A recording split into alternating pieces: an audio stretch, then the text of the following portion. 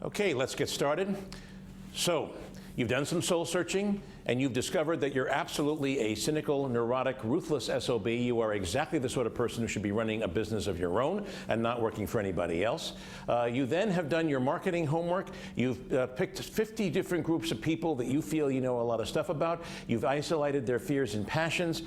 You've come up with at least a dozen products and services that you think will appeal to those fears and passions, and you've developed a strategy for reaching out to these people, your marketing, your promotion, your advertising strategy. Now it's time to move on to the next step, which is sizing up your competition. What we're going to be talking about in this next segment is how to identify your competitors and how to develop a competitive strategy that will crush them and absolutely wipe them off the map. Because one of the hardest parts of business is recognizing that in many businesses where there's lots of competitors, your success, to some extent, is going to come at the expense of your competitor's failure. And we're going to teach you in this next hour how to make sure that your competitors fail and you don't. Okay? So let's begin. First of all, every business has competition. Every once in a while, I meet somebody, usually it's at a networking group or something like that, and they say, well, my business has no competition. And when they say that, I kind of bite my lip because I know it's not true. Don't get me wrong, they're not lying to me. These aren't bad people. It's just that they haven't really done their homework well. They haven't looked hard enough to find out who the competitors are and where they live. Not all competitors are obvious. We're going to learn that in the next hour. They don't come and hit you over the head, at least not until you start up in business and it's too late. We're going to talk about the different types of competitors tonight, and then how you crush each of these types of people, okay? Now, let's begin with a quick question, okay? True or false? Your competitors are the people out there that are doing the same thing that you are doing. How many people here that think that that's a true statement? It's true. Okay. How many people here think it's false? Okay. The correct answer is somewhere in between. It's not necessarily true. Your competitors may be doing the same thing that you are doing, but not necessarily doing the same thing. So let me give you a classic example of this. I wrote a book many years ago. It's for lawyers called The Legal Job Interview: How to Win the Legal Job Interview in Any Market. It's a book for young lawyers who are looking for jobs. Okay. Now let's say that you were a doctor or a nurse, and you listen to this and you say to yourself, "Hey, wait a minute, Cliff's onto something here. You know, doctors and nurses have the same issues looking for jobs that lawyers do. You know, do they go with a big hospital or a small private practice? Do they practice obstetrics or internal medicine? You know, Cliff's gone to something here. What I'm going to do is I'm going to buy his book, and I'm going to write a book for doctors and nurses and other medical professionals on how to manage their career. Cliff, thank you. This is a great idea. You just made me a lot of money." And let's say that you go and do it, and you take this book and you write it for doctors and nurses. You don't steal any of my words because that's copyright infringement, but you write the same book, same exact outline, same topics, but written for doctors and nurses instead of lawyers. Are you and I competitors? Is my question. Are we competing with each other? Here's a situation where you totally ripped off my idea, but we're serving different markets, aren't we? I'm doing lawyers, you're doing medical professionals. I don't think that we're competitors at all by doing that. I don't think we are, because we're targeting different markets, and that's the lesson that I'm trying to teach. Your competitors are not determined by the product or service that you're doing. They are determined by the market that you are serving. Somebody who is trying to serve the same market that you are serving and trying to address the same fears and passions that those people are feeling may well be your competitor, even though they are doing something completely different than what you are doing. And I'm going to illustrate that in just a second. Your competitors are determined by your markets, not necessarily the product or service that you are providing. And I'll give you some graphic descriptions of that as the evening goes on. Now, who are your competitors? Who are these people? Okay, not everybody that's out there is a competitor. Okay, they may be a vendor, they may be a supplier, they may be doing something completely different, but your competitors are going to fall into 4 different categories. There are really only 4 kinds of competitors that exist. If someone does not fall into one of these 4 categories, they are not a competitor of yours. They may be a vendor, they may be a customer, they may have maybe a strategic partner, they may be some other kind of relationship, but they are not a competitor. To teach these 4 types of competitors, I use this beautiful graphic here. We call this a 2x2 matrix, although for those of you who speak normal English, it's a box with 4 squares. All of your competitors that you will ever encounter in your business will fall into one of these 4 boxes. So let's walk through the 4 boxes and let's see what this is all about, okay? The D here stands for direct, okay? It stands for direct. A direct competitor is somebody who is doing exactly the same thing that you are doing. Remember I said a competitor can be doing the same thing that you are doing, but not necessarily. They might be doing something quite different, but they might be doing. If the competitor is doing the exact same thing that you are doing, we call this a direct competitor. So if one of you were to write a book for lawyers on how to interview for a legal job, the real secrets to learning to interviewing for a legal job, or why Cliff Enico is full of prunes, that would be a direct competitor to my legal job interview book. If you have a pizza parlor on your local commercial strip in whatever town you live in, the 10 pizza parlors that are already on that strip and selling pizza are your direct competitors because they're doing the same thing that you were doing. Are we clear on this? Okay, but a competitor doesn't have to be direct. A competitor can be indirect. An indirect competitor is someone who's targeting the same markets that you're targeting and are trying to appeal to the same fears and passions that you are trying to appeal to, but they're using a different kind of product or service. So for example, while a book on interviewing for a legal job would be a direct competitor to my legal job interview book, a career consultant who specializes in lawyers would be an example of an indirect competitor, someone who gives you one-on-one coaching before you have to interview for that big job. A website or a software program that will actually do mock interviews with you. There's actually software now that does this, that will actually do like mock interviews, and they'll ask you real questions, you program it, and it gives you a chance to practice in front of a video screen and stuff like that. Those would all be examples of indirect competitors to my legal job interview book. If you have a pizza parlor on your local commercial strip, the 10 pizza parlors that are already there are your direct competitors, but the Chinese takeout place across the street from you might well be an indirect competitor. Now, your menu does not look anything like theirs. They're doing egg rolls, you're doing pizza, but if someone's in the market for a quick bite for lunch and they're driving down that part of the commercial strip, they can either get a slice of pizza or an egg roll. Right? They have that choice. So to some extent, the takeout Chinese person is your competitor, even though your menus look totally different and you're not doing anything the same. Do you get the message here? It's the markets that determine your competitors, not the product or service. Not necessarily, I shouldn't say that. Okay, so competitors can be either direct or indirect. Now, we have 2 more things we have to think about here. Okay, a competitor can be either direct or indirect. They can also be actual, or potential. That's what the A and the P stand for, actual and potential. This has to do with timing. An actual competitor is someone who is actually in the market today. This is someone who's already out there.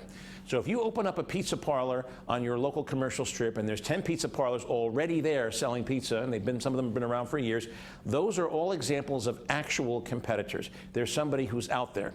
You got to figure out a way to deal with those people. But you can't just look at actual competitors. You also have to look at potential competitors. A potential competitor is somebody who's not in the marketplace yet, but they could get into your space with relatively little effort. And here's the key: if they did, they would crush you. We're not talking about everybody here. Technically, everybody's a potential competitor of everybody else. We're not talking about that. A potential competitor is usually somebody who's much bigger than you. It's somebody who is out there. They're not in your space yet, but if they ever did get into your space, there's no way you could compete with them. You'd have to fold. Okay? So some examples of potential competitors. Big box chain stores. If you have a little hardware store in a small town, say in upstate Connecticut here, in one of the more rural areas of the state, and you find out that Home Depot or Lowe's is opening up nearby, that's going to be a big problem for your business. because their models are such that they can probably crush you. They can carry tons of inventory. They can discount to prices below anything you can do. You're not going to last long if Lowe's or Home Depot is moving within 5 miles of you. Probably not. There are ways you can compete with those folks, and we're not going to get into that tonight.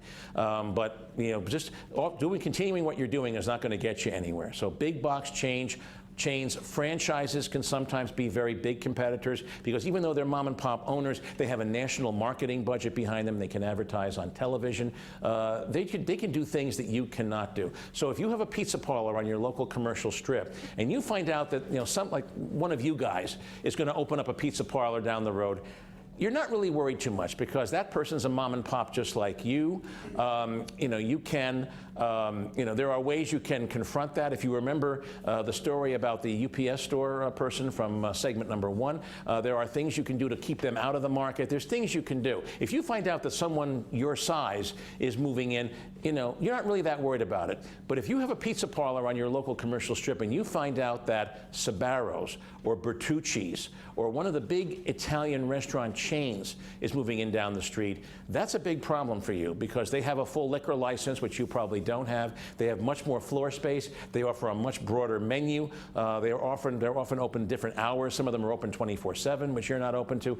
They can compete at a much different level than you, and you're probably not going to be able to stand up against them for very long. When you're looking at potential competitors, you're looking at people that are much bigger, stronger, and have economies of scale that you do not have. So now that we've identified, what's going on in these 4 boxes, let's put some names in these boxes. Let's identify the 4 types of competitor that every small business has. A direct competitor, someone who's doing exactly the same thing that you are, that is actually in the market right now. We have a name for those folks. We call those the enemy. These are our enemies. Okay, and what do you do with enemies? Do you be nice to them? No, you crush them. These are the people who must suffer because of your business. These are the people that you have to focus on. You see, when somebody says that, oh, I have no competition, what usually is going on there is they've looked in this box and they see nobody. And they say, okay, I got no competition. Okay, and they may be right. They may not have any enemies as such. There may not be any direct competitors who are actually in their markets at that time. But you can't just look at those folks. You have to look at the future as well. I'm going to digress for just a second because I got a great example. Once upon a time, there was a person who could say with absolute conviction and certainty that he had no competition. His name was Mark. I won't give last names. And he was the founder of Netscape. Netscape was the very first internet browser. It was the program that you used to surf the internet. If you were on the internet in the early to mid 1990s, when the internet first became commercially known, Netscape was your browser. It was what you used to access websites and look at things that were going on online. Okay, in 1996. This gentleman, Mark, could honestly say with a straight face that he had no competition. In 1996, he had 98.7% of the market for internet browsers. There were 1 or 2 sort of specialized mom and pop products that were out there, but he had the market all to himself. He looked in this box and he could say, honestly, there's nobody there. But he overlooked somebody who lives in Seattle, Washington, actually Redmond, near Mount Rainier, who even back then was the world's richest human being, who had the money and the resources to get into any kind of computer-related business that he bloody well wanted to. And who am I talking about? Bill Gates' Microsoft Corporation. Okay, back then Microsoft was the 800-pound gorilla in the software business. He took a look at this situation, Bill Gates did, and he said, you know what? This is a problem. The internet is the future here, and we don't have a product going on here. We need to get a browser product in, and Netscape has 98% of the market. That's going to be a tough row to hoe. So what he did was he developed his own product, or I think he bought it, I'm not really sure. Internet Explorer, some of you know it, some of you use Internet Explorer here. How many people here use Internet Explorer? Quite a few of you do. Okay, he launched his product in 1997, and he did something totally, utterly ruthless. He violated the antitrust laws of the United States. He did. He basically told all the developers who at the time were installing Windows software on people's computers, if you're going to install the next version of Windows on somebody's computer, you must carry Internet Explorer as the Internet browser. Okay, you can let people disable it, but you got to carry it along as part of the package. That violates the federal antitrust laws. That's called a tying arrangement. You cannot force people to buy one product in order to buy another more desirable product. You can't lump you can offer packages. You certainly can do that, but you cannot say to buy my desirable product, you must also buy this undesirable product. That violates the antitrust laws. Now, why did he do this? Was he stupid? Did he not know what he was doing? Of course not. Microsoft even then could afford the best lawyers in the world. He knew that he was in trouble here with violation, and he knew the government was going to come after him. But his attitude back at the time was, you know what? I got to build the market for Microsoft. I don't care if the government comes after me. I got the best lawyers in the world. I got billions of dollars to play with here. I'll fight the battle. We'll drag it on in court for years. I'll probably get hit with a fine or some kind of a settlement, but by then we will have established the market for Internet Explorer. And it certainly worked out. 3 years later, in 1999, he settled with the Justice Department for something like, I want to say it was a couple of $100 million or something, which for Microsoft is like, you know, that's a drop in the bucket. But by 1999, he had 60-some-odd% of the market for Internet browsers. Netscape was no longer a player in the marketplace because Microsoft just beat the garbage out of him, is basically what happened. Now, talk about ruthlessness in business, right? You know, how many of you here would take on the federal government to establish a market for your brand and beat the competition, okay? But that's one of the most ruthless examples that I can think of what happens here. And it is accurate, okay? So that's the thing. So very often, you don't have any enemies, but there's other people out there that you have to take into account. Okay. The second type of competitor, an indirect competitor, someone who's not doing the same thing that you are, but that are actually in the marketplace today, we refer to them as a substitute. Like the old Who song, substitute. A substitute is something that people can buy if for some reason your product or service is not desirable. A good way to find substitutes is to ask yourself the following question. If people could not afford my product or service, what other less expensive alternatives can they find that will deal with that particular fear or passion?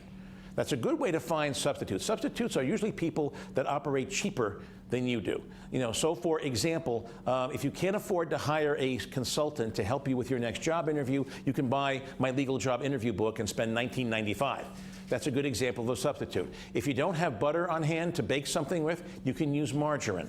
You know, if you are in the mood for pizza and there's no pizza place within driving distance, the Chinese takeout place across the street is right there.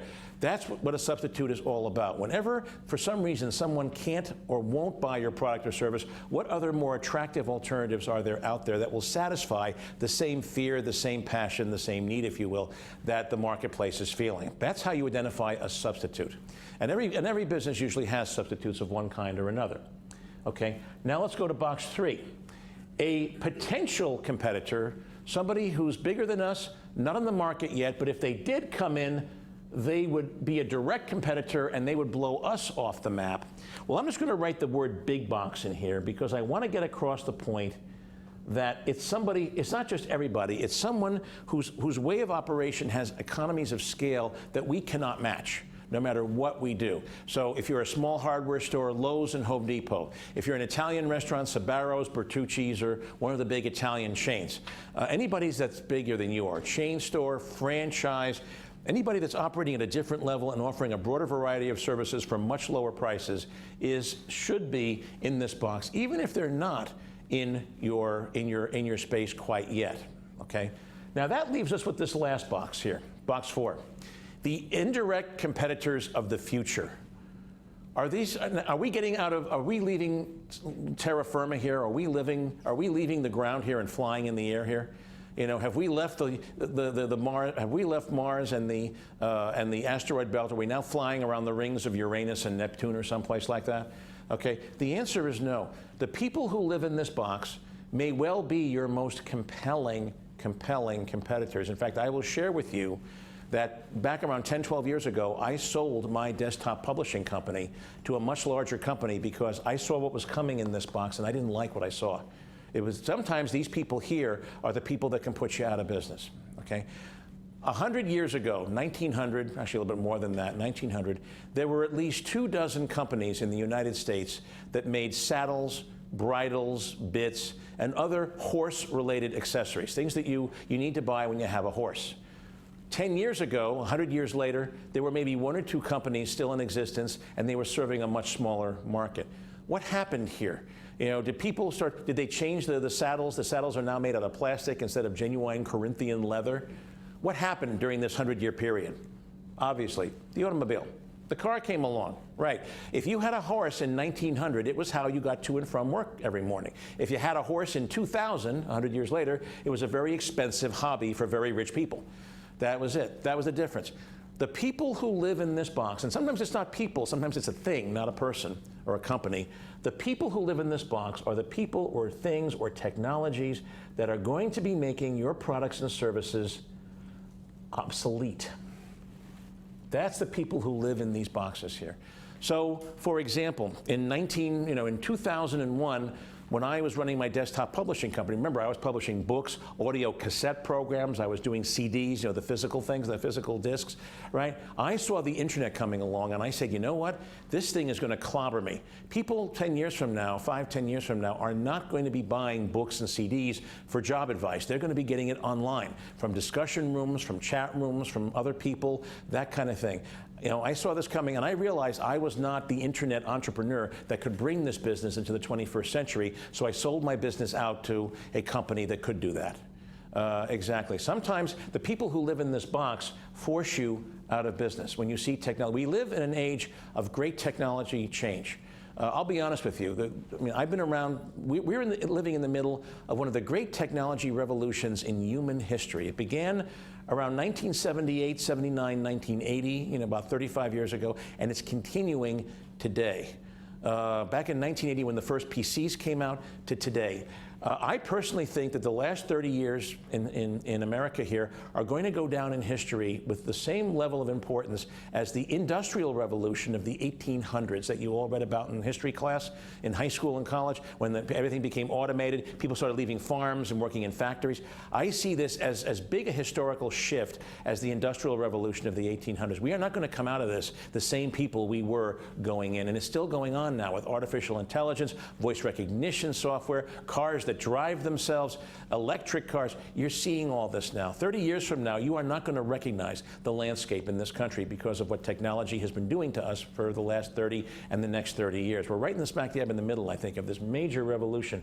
You've got to look at the impact of technology on your business. I see a lot of people starting businesses right now in brick and mortar stores that should really be online stores. They shouldn't even be thinking about doing brick and mortar with what they're doing because of the high real estate costs, the labor costs.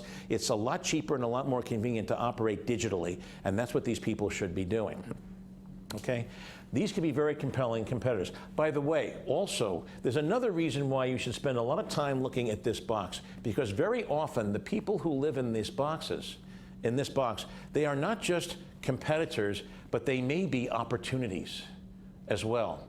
If you see a major technological shift coming down the pike, and especially if no big company has gotten into it as yet, you'd be justified in saying to yourself, you know what?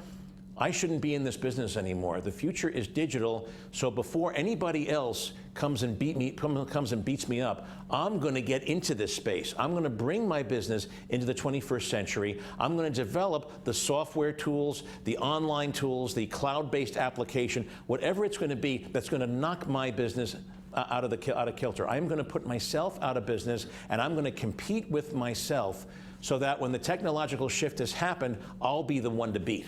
I'm going to be the prime competitor in this space. And that's a very intelligent decision if you have the money to do that. I've had clients who have done that. When they see the technology was going to wipe them out, rather than sell out to somebody else and quit the battlefield, they decided to join the fight. They developed the technology that enabled them to survive and grow and morph into a technology company. Sometimes what lives in this box can be an opportunity as well as a threat, and you have to look at it that way. These are the 4 types of competitors. Anybody that does not live in one of these boxes is not a competitor. And by the way, it's not impossible that you might look at all 4 of these boxes and say, oh my God, I don't see anybody.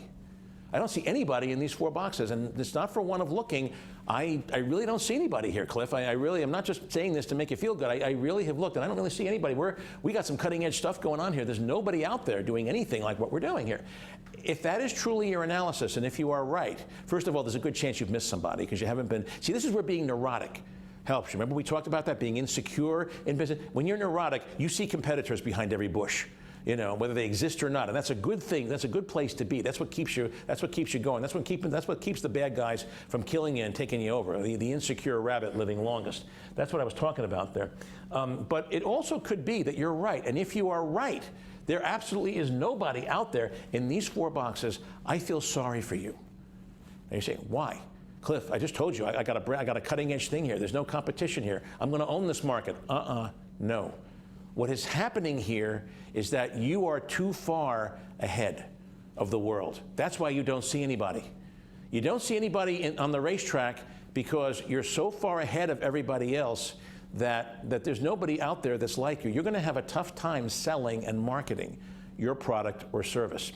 People are scared by change. They're scared by next generation technology. They do. I mean, don't get me wrong. I mean, if the marketplace is here and it's moving this away, you don't want to be here. You don't want to be behind the market, but you also don't want to be too far out here either where people can't see you. Like probably you can't see that in my hand on the video right now. That's deliberate. That's deliberate. We actually have a saying in business. Sometimes you can be so far ahead of the curve that you disappear from view. People can't see you. People don't understand what it is you're doing.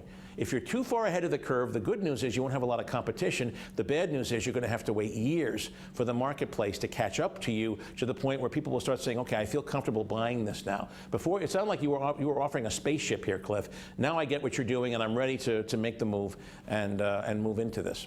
Okay? Everybody with me on that?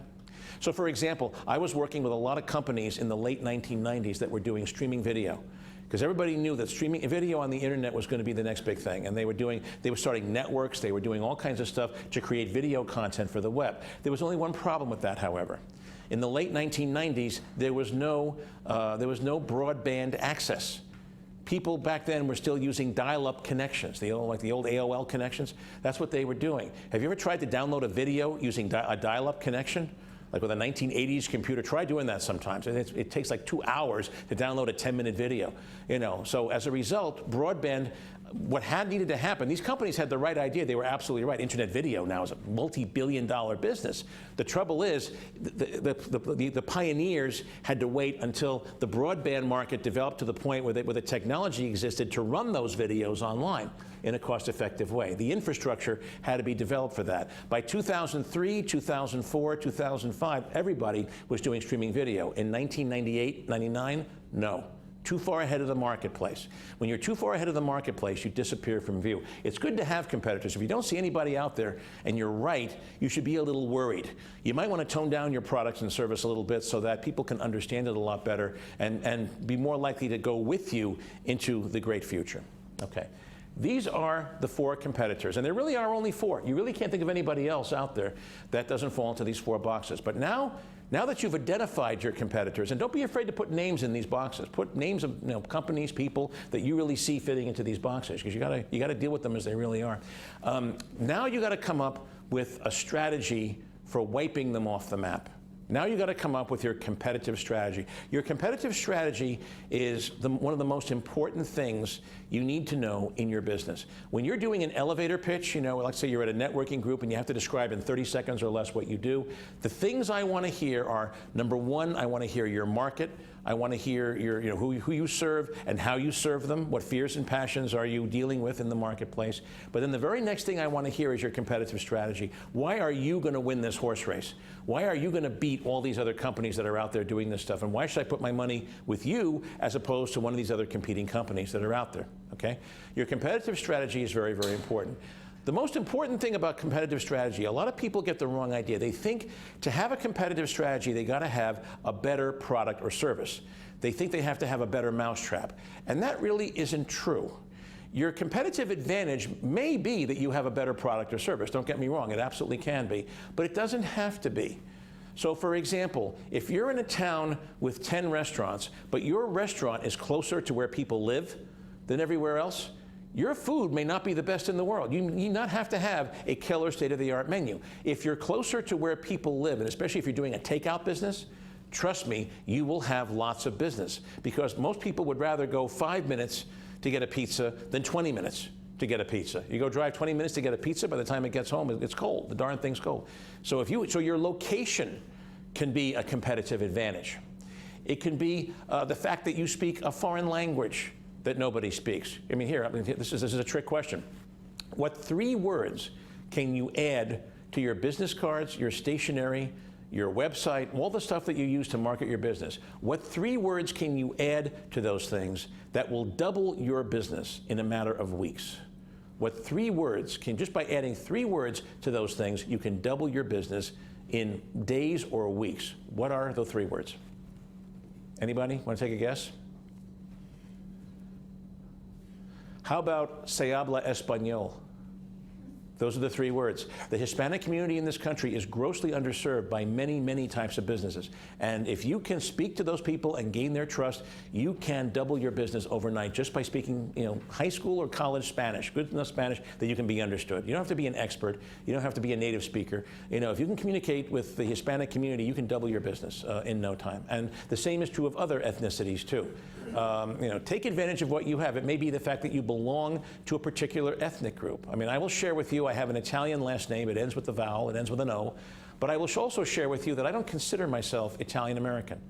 I don't consider myself Italian American because my father came from an Italian family, but he wasn't around much when I was a kid. He was working like 14 jobs or something like that. I didn't even see my dad until he was in high school. Hey Mom, who's the dude? That's Dad? Wow, great. Can you introduce me? It was kind of like that, when I was a kid growing up. My mom was German Midwestern Lutheran. And it was her people. Remember the 2 little old ladies I talked about the last time? These are the people who raised me.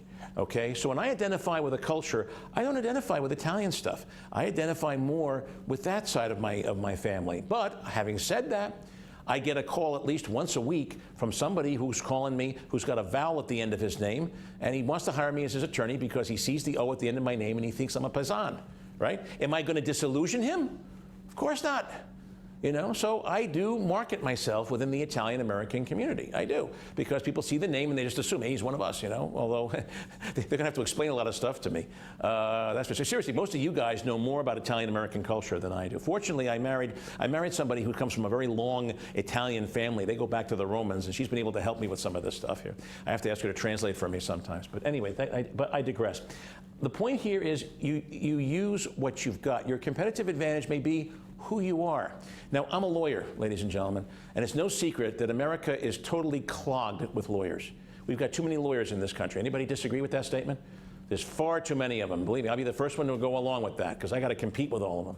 What's my competitive advantage? Where we live here, you can't throw a rock without hitting 2 attorneys.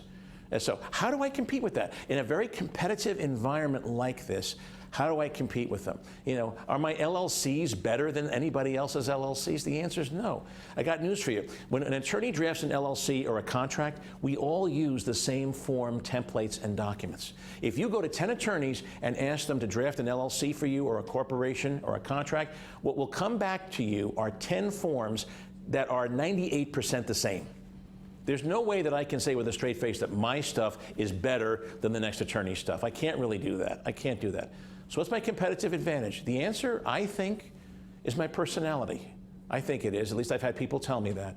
The fact that I'm willing to reach out and teach a class like this, which isn't about law. This class is we're going to talk a little bit about law, but it's not a legal class. It's a class about business and what my clients are doing. The fact that I reach out to you, the fact that I speak at a lunch meeting a week for different organizations, that's just one of the reasons I look like this. I eat very well at somebody else's expense. When you're speaking once a week, you got to plan on going to the gym at least twice a week because otherwise, the refrigerator becomes a big enemy sometimes. It's very easy to gain weight. I do this stuff because and that's why people like me, and they don't like a lot of my competitors because my competitors don't reach out in the same way. Their attitude is, I'm an attorney. Here's my credentials. Here's what I've done. You come to me. My attitude is, hey, dude, you got a problem? Call me. I don't bite, and that's why I live. I'm in business to help you. If you got a problem, man, I'm not judging you. I'm not looking down I'm delighted. You got a problem? Great, I can help you. That's it. If you don't have any legal problems, I can't help you. You know, I'm delighted you got legal problems because then I can do something for you. You know, come on, don't worry, but we'll get through this, man. You're going to live. You're not going to die. It's not going to be horrible. This is what I do. And it's because of that, I think, that I'm getting a lot of business right now. I'm doing a lot better right now than a lot of my competitors because of this, because of not because of what I do necessarily. I don't have a better mousetrap, but it's the way I do it. It's the way I relate to people, and it's the way I communicate. You know, if you're in a business or a profession where people don't communicate very well, being a good communicator will get you tons and tons of business. You know, it doesn't really matter what your competitive advantage is, but you need to know what it is, and you have to be willing to exploit it. That's the point. You have to know, and you don't make judgments. Oh, okay, I'm getting lots of people with vowels at the end of their last name. Okay, well, I may not identify with that particular culture, but you know what? Those are the people who are buying me, so I'm going to go where they are, because they're obviously getting me. For some reason, they're getting me, and I want to be where they are, as opposed to where I think they should be. You know, all of a sudden, you know, I find myself, and keep your eye open. Whenever you see a certain type of person starting to gravitate toward you, accept that. Say to yourself, you know what? This is where the future is. This is where my competitive advantage is. I'm relating somehow. I may not know exactly how, but I'm relating to these people better than my competitors, so that's where I'm going to go. I'm going to follow these people, and I'm going to go over here as opposed to going over there. Know your competitive advantage, but keep in mind that it might be just something as simple as the fact that you smile when you tell somebody something.